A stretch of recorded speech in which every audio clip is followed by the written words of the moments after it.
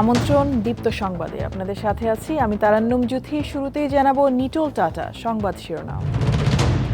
শিক্ষক নিয়োগে ৩ থেকে ১৫ লাখ টাকা ঘুষ দিতে হয়, টিআইবির প্রতিবেদন অস্বীকার করছে মাউশি। ট্রেড লাইসেন্স ছাড়া ব্যবসা করছে ধামাকা, ৭৫০ কোটি টাকা লেনদেন প্রতারণা মামলায় গ্রেপ্তার ৩। ছাত্রদের চুল কেটে দেয়া রবীন্দ্র বিশ্ববিদ্যালয়ের শিক্ষকের পদত্যাগ, স্থায়ী অপসারণের দাবিতে অনশন। চট্টগ্রামে ড্রেন ও নালায় পড়ে ৩ মাসে ৪ জনের মৃত্যু, পরস্পরকে দুষছে সিটি কর্পোরেশন ও সিডিএ।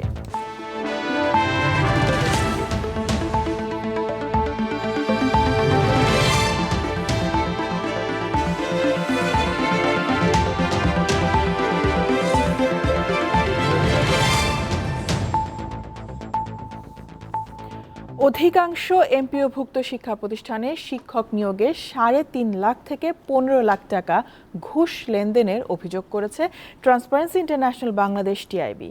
২০২৩ সাল থেকে শুরু হতে যাওয়া নতুন শিক্ষাক্রমকে স্বাগত জানালেও তা বাস্তবায়ন নিয়ে সংশয় জানিয়েছে সংস্থাটি। দেশে সাধারণ, কারিগরি ও মাদ্রাসা এই ৩ ধারার শিক্ষা ব্যবস্থা চালু আছে। মাধ্যমিক স্তরে শিক্ষা প্রতিষ্ঠানগুলোর সার্বিক চিত্র জানতে দেশের ১৮টি উপজেলার ৫৪টি শিক্ষা প্রতিষ্ঠান থেকে তথ্য সংগ্রহ করে টিআইবি। বুধবার ভার্চুয়াল সংবাদ সম্মেলনে সেসব তথ্য প্রতিবেদন আকারে তুলে ধরে সংস্থাটি। এতে বলা হয়, মাধ্যমিক পর্যায়ে দেশ জুড়ে বিভিন্ন শিক্ষা প্রতিষ্ঠানের ভবন সংস্কার, নতুন অবকাঠামো নির্মাণ, মাল্টিমিডিয়া ক্লাসরুম বৃদ্ধি, শিক্ষার্থী ঝরে পড়া রোধ সহ ইতিবাচক অনেক অগ্রগতি থাকলেও ২০১০ সালের জাতীয় শিক্ষানীতি বাস্তবায়নে ঘাটতি, এখনও শিক্ষা আইন প্রণয়ন না হওয়া, জবাবদিহিতা ও সুশাসনের ঘাটতি মোকাবিলাকে চ্যালেঞ্জ হিসেবে উল্লেখ করা হয়। প্রতিবেদনে বলা হয়, অধিকাংশ এমপিওভুক্ত শিক্ষা প্রতিষ্ঠানে শিক্ষক নিয়োগ ও বদলিতে অনিয়ম ও দুর্নীতি হচ্ছে।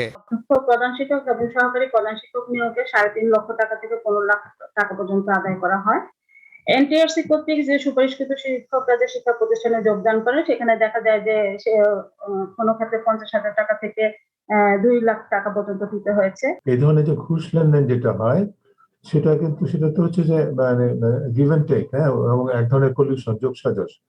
কাজেই এখানে যারা জড়িত, যারা প্রতিরোধ করা যাচ্ছে না এই কারণে যে যারা তাদের একাংশই কিন্তু এর অংশীদারিত্ব এর সুবিধাটা পাচ্ছে।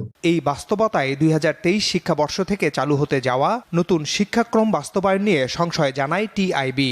মোটা দাগে এটি সুচিন্তিত এবং ইতিবাচক একটি উদ্যোগ বলে আমরা মনে করি, কিন্তু যে বিষয়টা হচ্ছে যে আমরা ঠিক এখনো জানি না, বিশেষ করে এটাকে বাস্তবায়নের জন্য কি ধরনের প্রস্তুতি দরকার, সেই ধরনের পদক্ষেপ নেওয়া হবে কি না হলে সেটা কিভাবে, এই ধরনের বিষয়গুলো কিন্তু প্রশ্ন হিসেবে থেকে যাচ্ছে। সংবাদ সম্মেলনে টিআইবি আরও জানায়, মাঠ পর্যায়ে শিক্ষা প্রতিষ্ঠানগুলো পরিদর্শনের শতকরা ৫০% প্রতিবেদন মাধ্যমিক ও উচ্চশিক্ষা অধিদপ্তর মাউশিতে পাঠানো হয় না।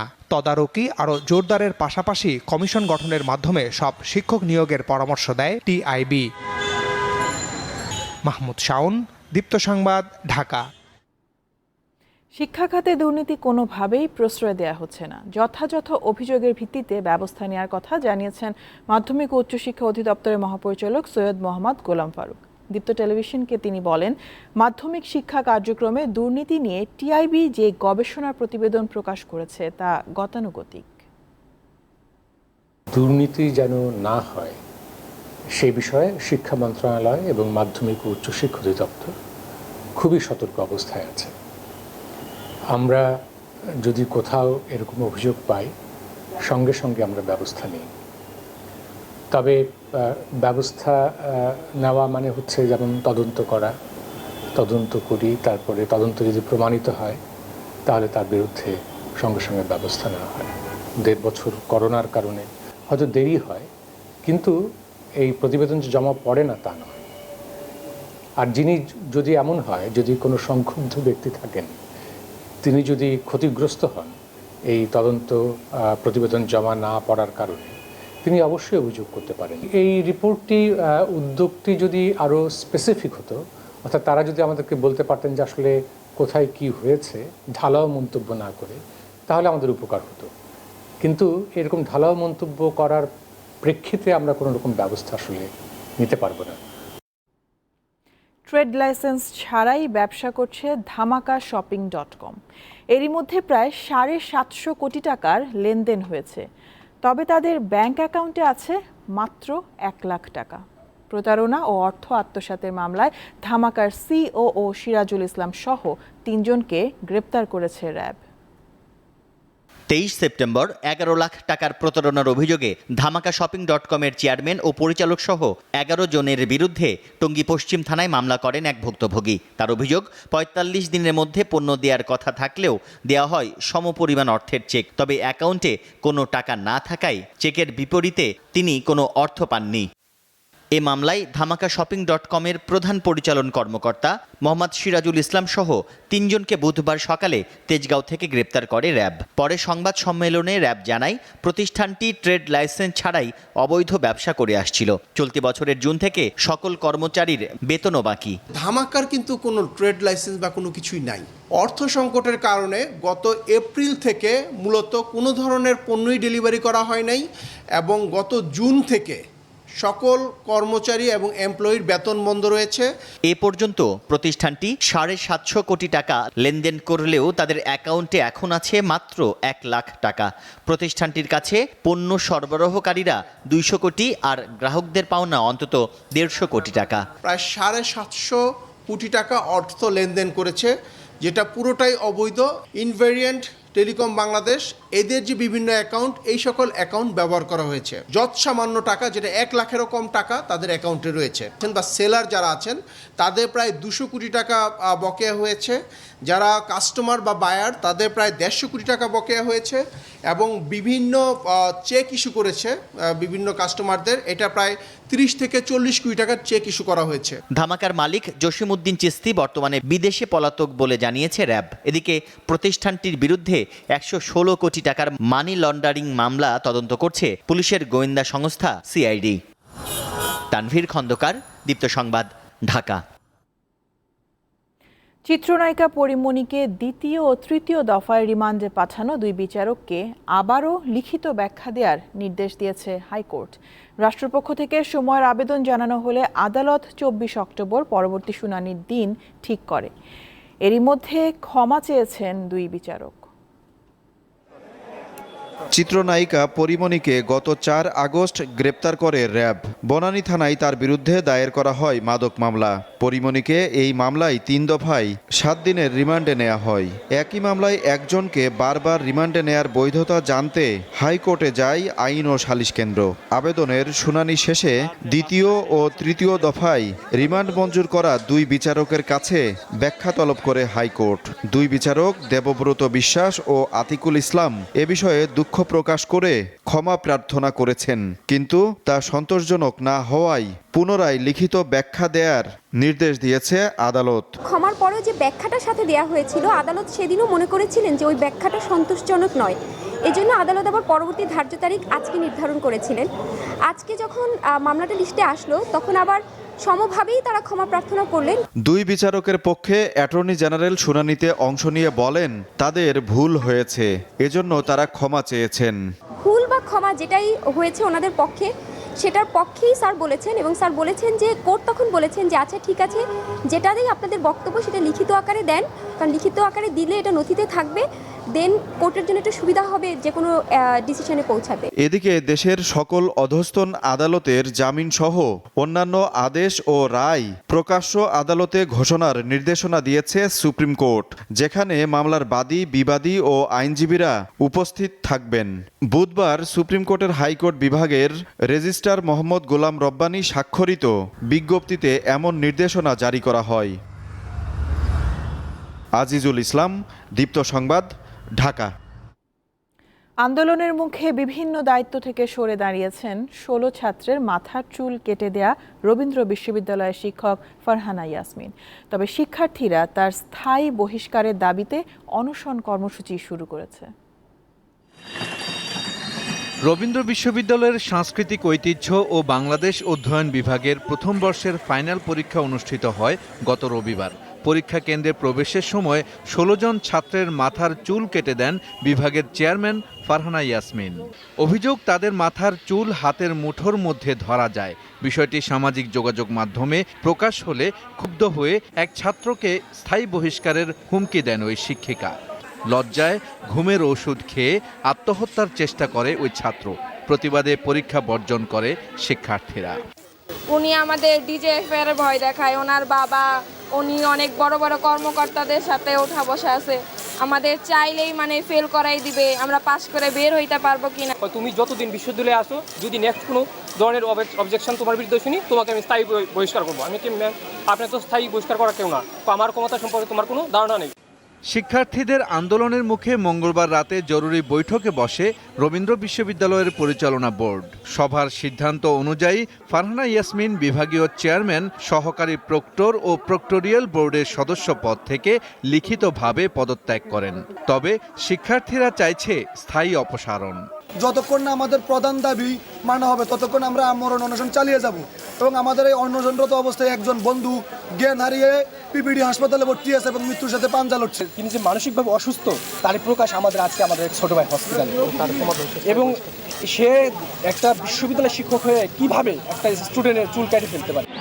রবীন্দ্র অধ্যয়ন বিভাগের চেয়ারম্যান জানিয়েছেন, 3টি পদ থেকে সরে যাওয়ার পর ওই শিক্ষিকা মিডিয়াতে তা অস্বীকার করায় বেশি ক্ষুব্ধ হয়েছে শিক্ষার্থীরা।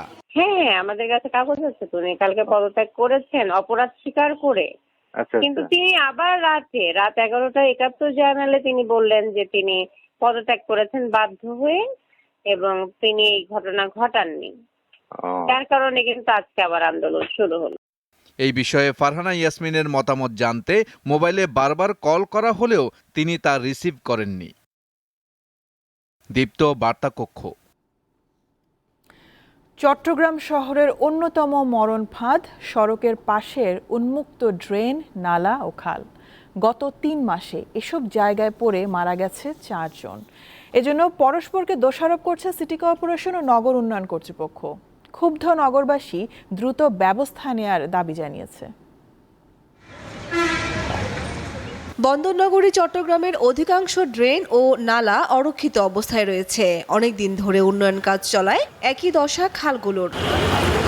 গত 25 আগস্ট মুরাদপুর খালে পড়ে নিখোঁজ হন সবজি বিক্রেতা সালে আহমদ। এখনো পর্যন্ত তাকে উদ্ধার করা যায়নি। গত জুনে একই খালে অটোরিকশা থেকে পড়ে প্রাণ হারান আরও 2 জন। সর্বশেষ গত 27 সেপ্টেম্বর রাতে আগ্রাবাদে মাজার গেট এলাকায় নালায় পড়ে মারা যান আন্তর্জাতিক ইসলামী বিশ্ববিদ্যালয়ের শিক্ষার্থী সাদিয়া। অল্প দিনের ব্যবধানে এতগুলো দুর্ঘটনা আতঙ্ক ছড়িয়েছে চট্টগ্রামবাসীর মধ্যে। তাদের অভিযোগ, নালা ও ড্রেনের স্ল্যাব না থাকা এবং রাস্তার পাশের বেশিরভাগ খালে নিরাপত্তা দেয়াল না থাকায় বারবার দুর্ঘটনা ও প্রাণহানি ঘটছে।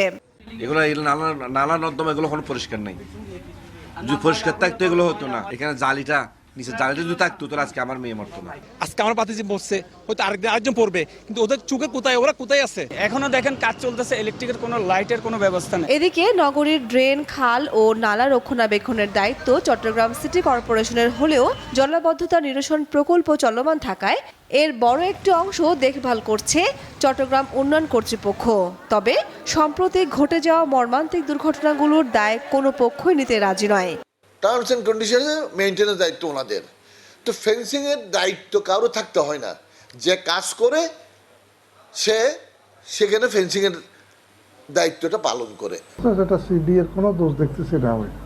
রেগুলার পরিষ্কার না করে অনেক ময়লা জমে আছে, যার ফলে এগুলো বোঝা যাচ্ছে না এত পানি যে আছে। খালটা ওইটা ড্রেনটা নাকি খুব ডিপ আছে। চট্টগ্রামবাসী মনে করেন সেবাদানকারী দুটি প্রতিষ্ঠানের মধ্যে সমন্বয় না থাকায় বাড়ছে জনদুর্ভোগ ও প্রাণহানি। তাই দ্রুত সমস্যা সমাধানের দাবি জানান তারা। দীপ্ত, বার্তা কক্ষ। রোহিঙ্গাদের অন্যতম শীর্ষ নেতা মহিবুল্লাহ বন্দুকধারীদের গুলিতে নিহত হয়েছেন। বুধবার রাত 8:30টার দিকে উখিয়ার রোহিঙ্গা ক্যাম্প 1-এ D8 ব্লকে এই ঘটনা ঘটে। সেখানকার দায়িত্বে নিয়োজিত 8 আর্মড পুলিশ ব্যাটালিয়নের অধিনায়ক শিহাব কায়সার খান জানিয়েছেন, নিজ অফিসে অবস্থানকালে অজ্ঞাতনামা বন্দুকধারীরা তাকে 5 রাউন্ড গুলি করে।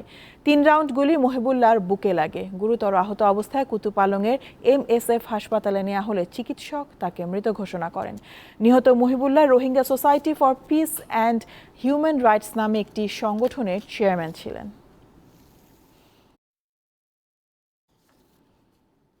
দীপ্ত সংবাদের সময় হলো একটা বিরতি, আমাদের সাথে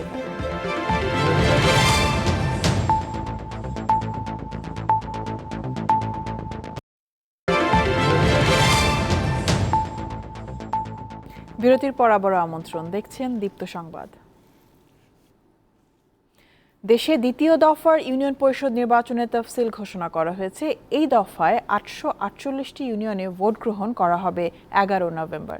বুধবার নির্বাচন ভবনে কমিশনের 86তম সভা শেষে ইসি সচিব হুমায়ুন কবির খন্দকার তফসিল ঘোষণা করেন। এছাড়াও জাতীয় সংসদের শূন্য ঘোষিত সিরাজগঞ্জ 6 আসনে উপনির্বাচনের তফসিল ঘোষণা করা হয়েছে। সেখানে ভোট গ্রহণ করা হবে 2 নভেম্বর।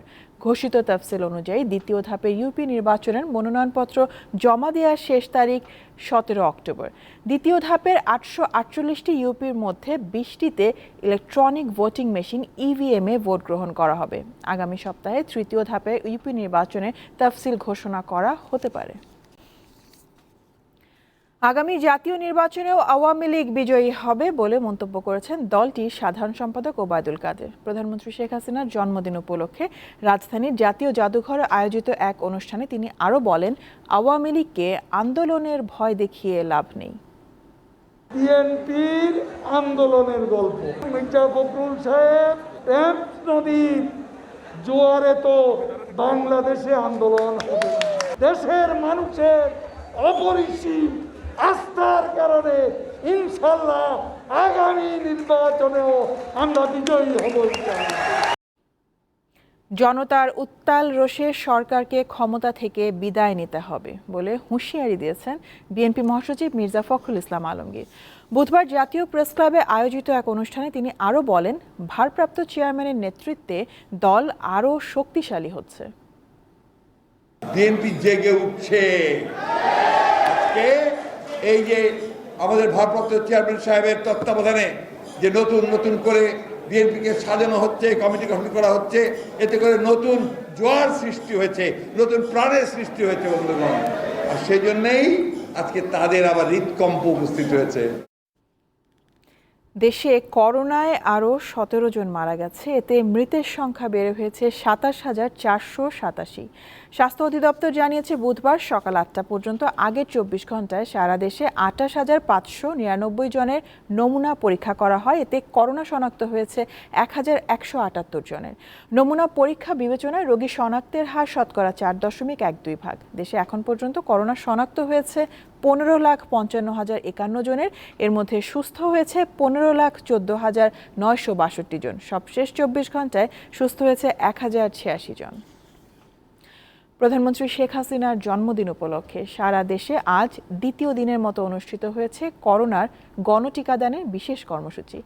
28 সেপ্টেম্বর ছিল প্রধানমন্ত্রীর 75তম জন্মদিন। এ উপলক্ষে সারা দেশে বিশেষ গণটিকাদান কার্যক্রম চালানো হয়।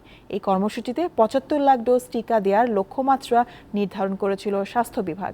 প্রথম দিনে সারা দেশে দেয়া হয় 66,25,000 ডোজ টিকা। এই কর্মসূচিতে প্রথম ডোজ টিকা গ্রহণকারীদের দ্বিতীয় ডোজ টিকা দেয়া হবে আগামী 28 নভেম্বর। টিকা প্রাপ্তির সাপেক্ষে আগামী দিনে আরও গণটিকা কর্মসূচি গ্রহণ করবে স্বাস্থ্য মন্ত্রণালয়। রাজধানীর শাহজালাল আন্তর্জাতিক বিমানবন্দরে করোনা পরীক্ষার জন্য 6টি RT-PCR ল্যাবের অনুমোদন দিয়েছে সংযুক্ত আরব আমিরাত। ফলে এখন থেকে আরব আমিরাতে যেতে আর কোনো বাধা থাকলো না। ঢাকায় দেশটির দূতাবাস থেকে পাঠানো চিঠিতে বেসামরিক বিমান চলাচল কর্তৃপক্ষকে বিষয়টি নিশ্চিত করা হয়েছে। বিমানে ওঠার আগ মুহূর্তে করোনা নেগেটিভ সনদ নেয়ার বাধ্যবাধকতা ছিল সংযুক্ত আরব আমিরাতের। এতে দেশে ছুটিতে এসে আটকে পড়েন হাজারো প্রবাসী। অনেকের ভিসার মেয়াদ শেষ হয়, অনেকে আবার 3-4 দফায় টিকিট পরিবর্তন করেন। গত রবিবার ল্যাব স্থাপনের পর 6টি ল্যাবের অনুমোদন চেয়ে আবেদন পাঠানো হয়েছিল দেশটির কাছে। দীপ্ত সংবাদে আরও একটা বিরতি নিয়ে ফিরছি, সাথেই থাকুন।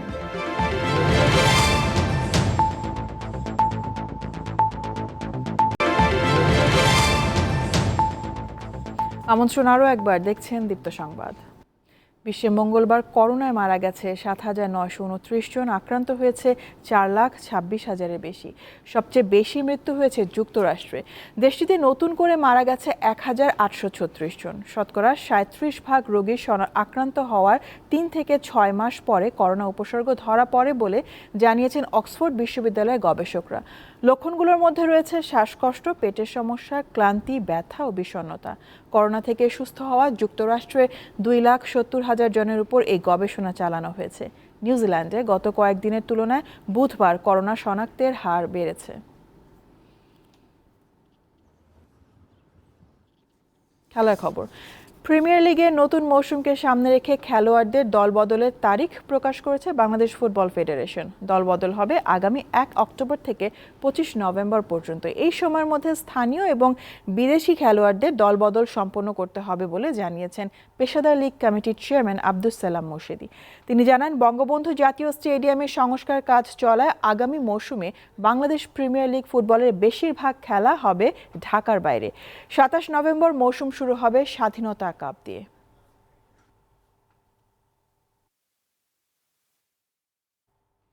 প্রথম শেখ রাসেল অনূর্ধ্ব ১৮ গোল্ড কাপ ফুটবল টুর্নামেন্ট শুরু হচ্ছে কাল। টুর্নামেন্টের সবগুলো ম্যাচ হবে রাজধানীর কমলাপুর বীরশ্রেষ্ঠ শহীদ সিপাহী মুস্তফা কামাল স্টেডিয়ামে। শেখ রাসেল জাতীয় শিশু কিশোর পরিষদ আয়োজিত এই নকআউট প্রতিযোগিতায় ঢাকা মহানগরের ৩২টি থানা দল অংশ নিচ্ছে। উদ্বোধনী দিনে একটি ম্যাচ হলো, পরে প্রতিদিন হবে ৩টি করে ম্যাচ। টুর্নামেন্টের ফাইনাল অনুষ্ঠিত হবে আগামী ১৫ অক্টোবর। বিজয়ী দল পাবে ২ লাখ আর রানার আপ পাবে ১ লাখ টাকা।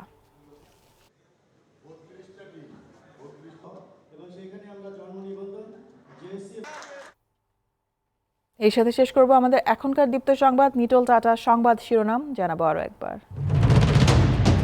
শিক্ষক নিয়োগে ৩ থেকে ১৫ লাখ টাকা ঘুষ দিতে হয়, টিআইবির প্রতিবেদন অস্বীকার করছে মাওসি। ট্রেড লাইসেন্স ছাড়া ব্যবসা করছে ধামাকা, ৭৫০ কোটি টাকা লেনদেন, প্রতারণা মামলায় গ্রেপ্তার ৩। ছাত্রদের চুল কেটে দেয়া রবীন্দ্র বিশ্ববিদ্যালয়ের শিক্ষকের পদত্যাগ, স্থায়ী অপসারণের দাবিতে অনশন। চট্টগ্রামে ড্রেন ও নালায় পড়ে ৩ মাসে ৪ জনের মৃত্যু, পরস্পরকে দুষছে সিটি কর্পোরেশন ও সিডিএ। এই ছিল এখনকার মতন। আমি তারান্নুম জুথি বিদায় নিচ্ছি। আমাদের সাথে অনলাইনে যুক্ত থাকতে হলে লগ ইন করুন facebook.com/diptonius।